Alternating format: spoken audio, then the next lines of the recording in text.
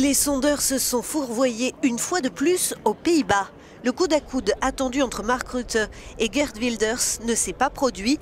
Quels ont été les enjeux de ces élections considérées comme un baromètre des scrutins à venir en France et en Allemagne sur fond de montée du populisme?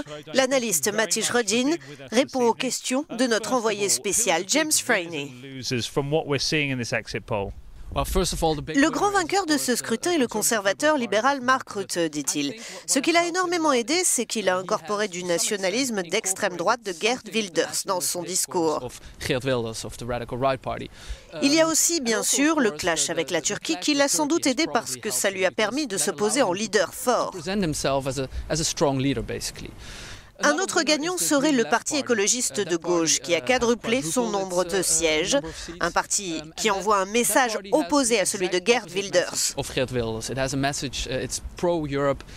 Il est pro-Europe, il veut aider les réfugiés, il est pro-immigration, c'est exactement le contraire. Les grands perdants sont les sociodémocrates qui ont gouverné ces 4 dernières années. Il semblerait que les électeurs ne soient pas satisfaits du résultat. Le parti a enregistré le pire de ses scores aujourd'hui.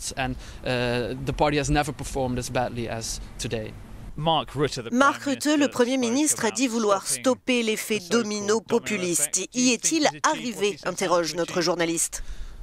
Il a dit qu'il voulait stopper l'effet domino qui consisterait en un printemps patriotique en Europe, après 2016, année du Brexit et de la victoire de Donald Trump. Reste à savoir si 2017 sera l'année du patriotisme en Europe continentale. Aux Pays-Bas, première législative de l'Union, Geert Wilders n'a pas obtenu la victoire qu'on lui prédisait il y a quelques semaines, mais il a influencé de nombreux autres partis qui sont devenus plus nationalistes. Au final, il y a plus de nationalisme dans la société néerlandaise, ce qui pourrait être une bonne nouvelle pour Marine Le Pen.